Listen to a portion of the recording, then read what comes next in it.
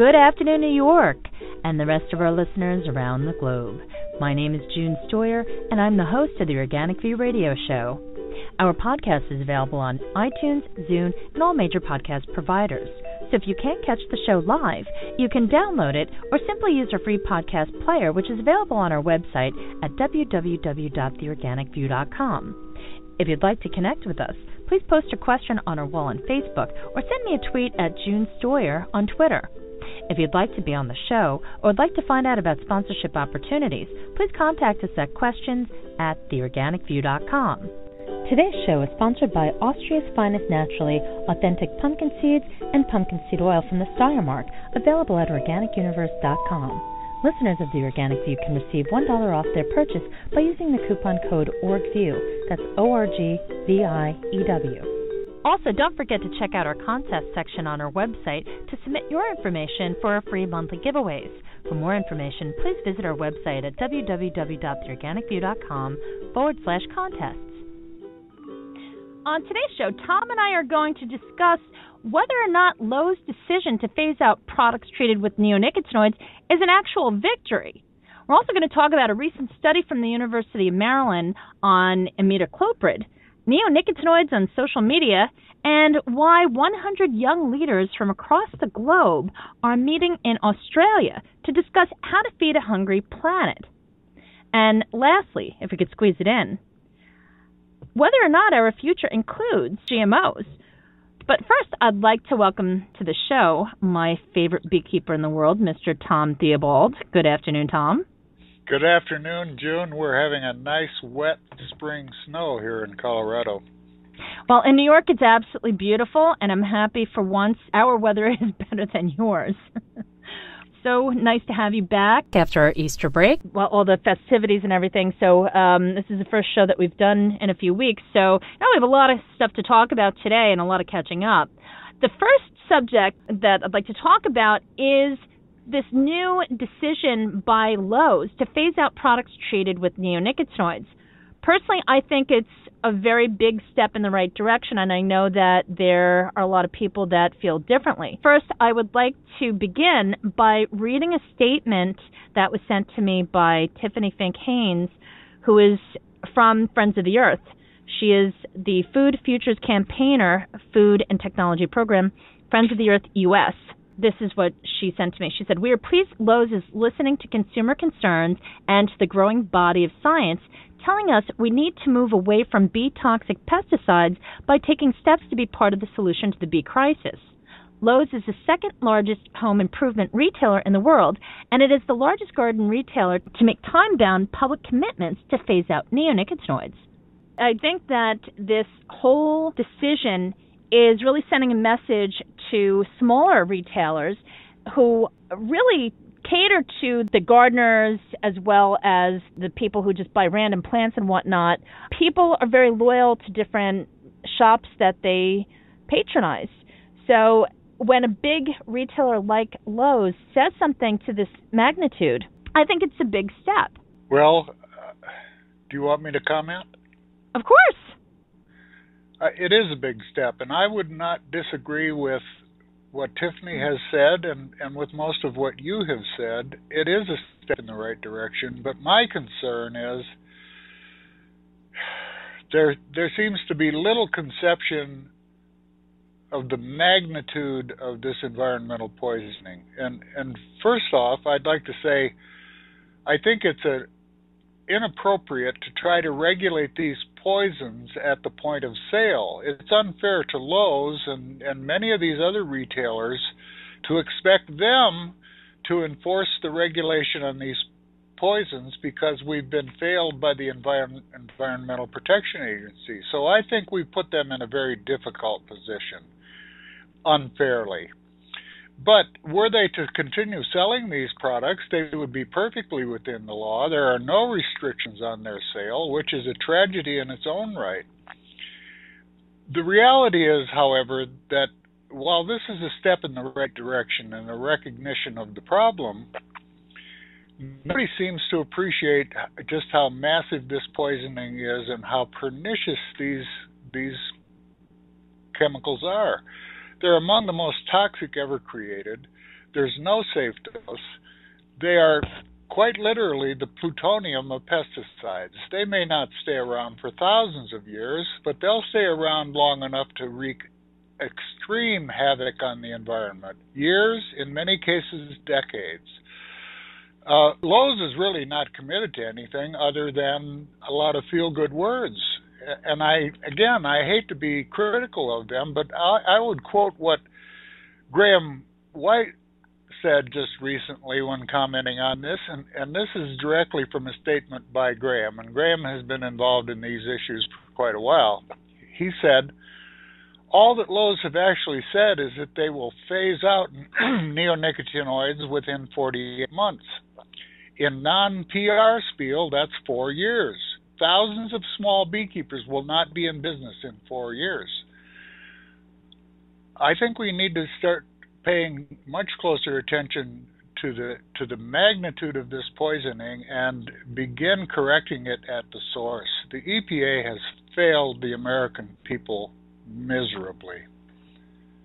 I completely agree, but the bottom line is we have to start somewhere. We're not getting the desirable response from EPA. In fact, we're not getting any response from EPA.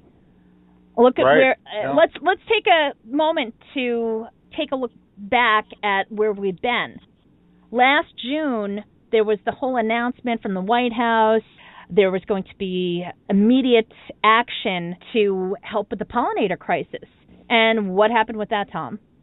Well, it's languishing, and the EPA has effectively thumbed its nose at the office of the president and said that they'll respond when they're damn good and ready.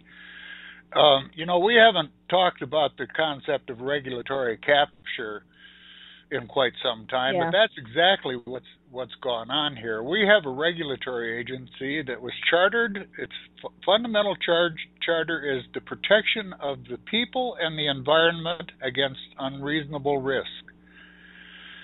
And yet they've been captured by the very industry that they're supposed to be regulating, and they're carrying out the dictates of that industry. They've become a marketing agency for the pesticide industry, and it's a disgraceful example of regulatory capture, and it goes unchallenged at any management level, either within the EPA or higher up in Congress. This kind of conduct is allowed to serve, and it does not serve the American people. Now, it's interesting that you say that because on Twitter, there was a tweet Bayer Crop Science US put out on the 15th of April, and the tweet says, honored to take home first place in the events/media category at official NAMA for the hashtag Bayer Bee Care Center. The NAMA is the National Agri-Marketing Association, which is the nation's largest association for professionals in marketing and agribusiness. How about that? It's on Twitter, folks. Can't make this stuff up. So, isn't that quite interesting? So, at what point is the bee decline going to actually be addressed? Or are we still going to see this whole dance around what the core problem is? For now, at least, we're continuing to see this ritual dance. I call it the kabuki theater. Nothing has improved. Bees are still being lost at a phenomenal level. Most of the commercial operations in the United States are in very precarious position. Many of the smaller beekeepers have already gone under. Probably the most obvious to the average listener would be the decline of the monarch butterflies. That's gotten some press. It's declined by about 90% in the last 20 years, concurrent with the introduction of these agricultural technologies. And were it not for the presence of the beekeepers, I have no doubt that we would see the same kind of collapse in the world of the honeybee. The only reason that we haven't seen those 90% declines is because we have beekeepers who are continually keeping that population propped up. But if the beekeepers can no longer keep them alive, then we'll see the same sort of cascading disappearance of the honeybee. Tom, I think it's important at this point to just remind our listeners what exactly these folks are doing to sustain their operations. Well, they've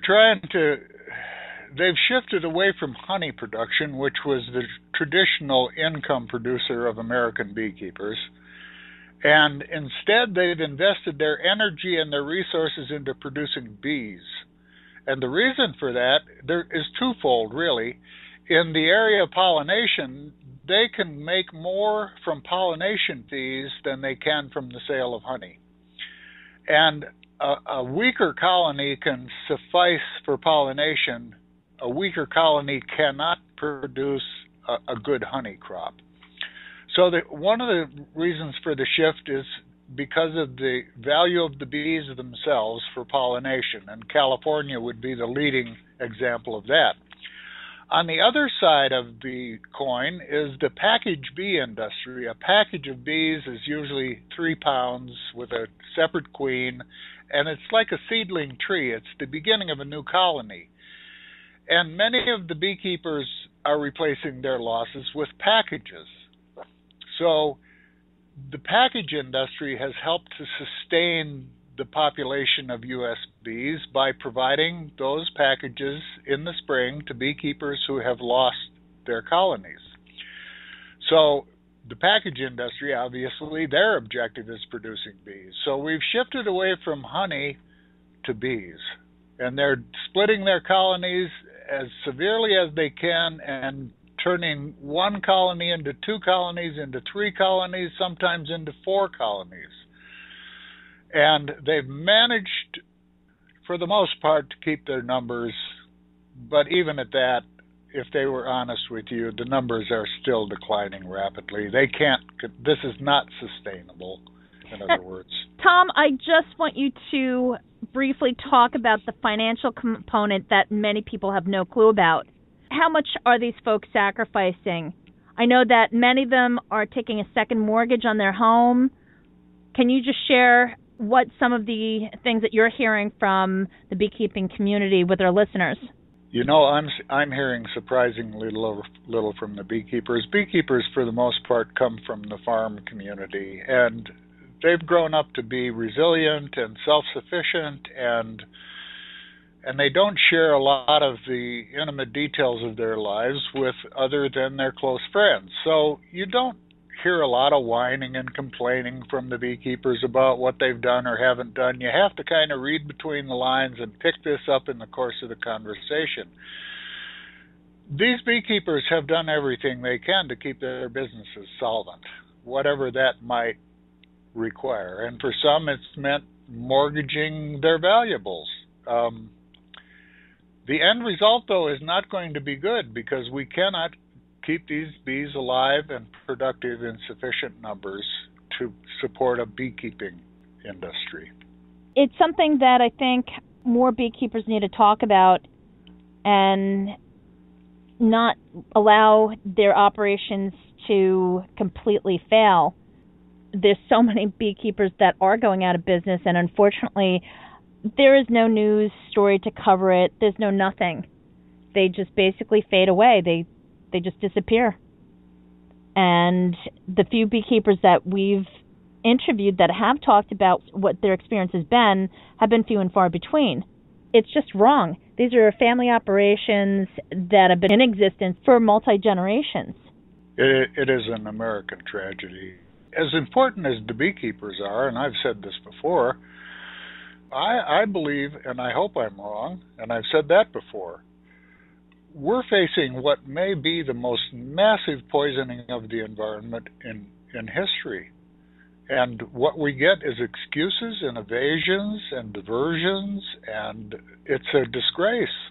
Well, speaking of excuses, let's talk about this recent study from the University of Maryland. It's in regards to Imidacloprid. Basically, they're trying to conclude that it does not significantly harm honeybee colonies at real-world dosage levels. This is just preposterous. When you take a look at the research conducted by Dr. Hank Teneke's, the study that he did on the dose-time ratio, that basically cinches it up. And nobody's ever challenged that study. So it's interesting. They are now trying to worm their way in and try to say differently. This is part of the industry approach to confuse the issue and make it look like it's a great complicated mystery when it's not. It's multifactorial. These are the kind of people who would shoot someone in the head and then conclude that they died from a sudden fall. This is misuse of science, and I don't know in the case of this one, I haven't read it, but certainly there are many things at work. One of the problems with this family of pesticides, the neonicotinoids, is they make the bees vulnerable to a whole host of things that are out there in the environment. So of course there are other things contributing, but it's clear from the science that it's really the family of neonicotinoids and some of the other pesticides. The other pesticides aren't blameless, but the neonicotinoids seem to be the major player, and they're the most widely used in history, so it makes sense that they would be the most major player. But we still keep getting these articles from researchers who would claim that it's a great mystery and it's very complicated, and the bees aren't just dying from the neonicotinoid, they're dying from pathogens and parasites and head colds and the flu and tummy aches, and it's an embarrassment. I'm embarrassed by these scientists, and I'm not even a scientist. I couldn't agree more. Also coming from Twitter, and folks, if you just Google the hashtag neonics, you can take a look at what I'm looking at right now. It's very interesting. There are two tweets, one on top of the other.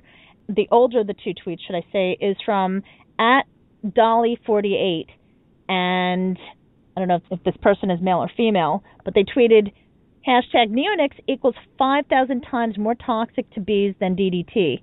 Help us to help our pollinators. Let's see, this is actually taking us to the soilassociation.org. You know, that's a pretty strong statement coming from them. And then right above them is a tweet from @BayerForCropsUS. And this was tweeted 4 hours ago. And it says, studies found that hashtag neonics add to the North American economy and benefit entire communities. And what's interesting about this particular tweet, it takes you to a website called growingmatters.org. This is just unbelievable. It says the title is called The Value of Neonicotinoids in North American Agriculture. And what's interesting is it says, this report series, researched and produced by Ag Informatics LLC, is a comprehensive analysis of the economic and societal benefits of, I don't even know how to pronounce this one, nitroglycoside, neonicotinoid insecticides in North America. The research was sponsored by Bayer, Crop Science, Syngenta, and Valent in support of regulatory review processes in the United States and Canada, with Mitsui providing additional support for the turf and ornamental studies. Isn't that interesting? These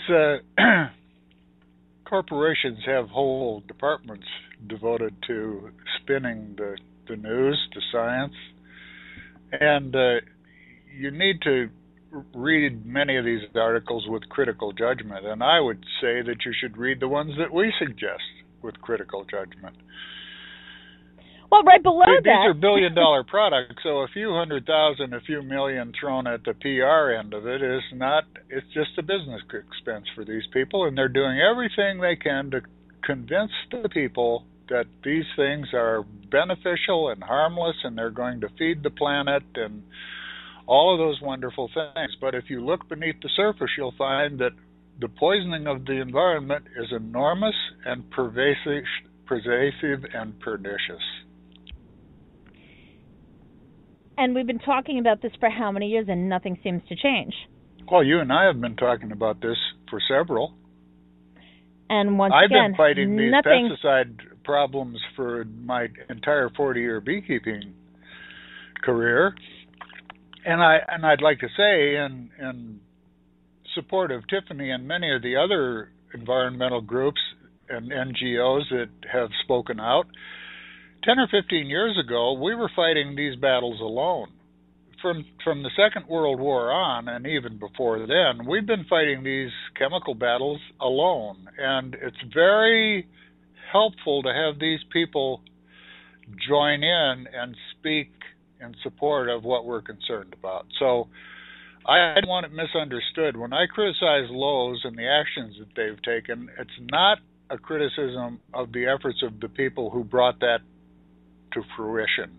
And I think it is a step in the right direction. It's a recognition of the seriousness of the problem, and hopefully the next step will be even bigger. A few years ago, I can't remember if it was 2 years ago or 3 years ago, I remember interviewing Walter Hoffaker, who is the president of the Professional Beekeepers Association and the president of the German Beekeepers Association, and the subject of the interview was, are neonicotinoids too big to ban? And we addressed the economic impact and whether or not they even can be banned. And Walter did a fantastic job basically breaking everything down and going over every single component piece by piece. And by the way, Walter, if you're listening, thank you so much for all of your support over the years. But that was really a wonderful article or a wonderful interview. Can your listeners access that, June? Yes. If they go to theorganicview.com, up at the top, there's a link for archives. And that contains the entire archive for all the shows that I produced and hosted, for that matter. Granted, we had to rebuild our databases, but everything... Why was that? Well, were you attacked? Apparently, there is an interested party or parties that felt the work we've been doing for the last, how many years have we been doing this? 8 years, was problematic. So, unfortunately, we sustained some difficulties, and we're basically kind of wiped off the internet as far as any of the work that we've done on neonicotinoids especially. So kind of like North Korea, huh? Kind of, but not quite. And it's not as, it is what it is. But the thing is that we're back. So here we are. I don't think we're going anyplace anytime too soon. If we do, I think they ought to investigate. That would be great. Having said that, the previous tweet I'd like to mention comes from a reporter at Reveal and Sir Online. Her name is Rachel Bale, and it's at Rachel_Bale. She tweeted, neonics linked to honeybee deaths harm more than just the bees. And this is an article the New York Times published. And the date of the article is, I do believe, April 8th. It was it was written by David Jolly. It says, pesticides linked to honeybee deaths pose more risks, European group says. So, once again, when you go on Twitter or whatever social media site you want to go on and you see the discussions about neonicotinoids, you're going to see the support to keep them on the shelves and continue the production of these chemicals because they are very profitable. And then you see so much opposition by people who understand what the global impact is on the environment. And let's face it, the same water that the honeybees drink is the same water that we do. So there is no escape with this. And this isn't conspiracy theory. This has been scientifically proven by how many scientists, Tom? We have Dr. Hank Tennekes, Dr. Dave Goulson, Dr. Menzel in Germany. The worldwide assessment on neonicotinoids reviewed over 800 peer-reviewed studies on the neonicotinoids and came to the conclusion that they were clearly involved in these bee losses. And what kind of gets lost in the discussion is all those other life forms that have no mentors. We don't have microbe keepers. We don't have we do have earthworm keepers, but the 5,000 to 10,000 times more toxic than DDT is based on the LD50s.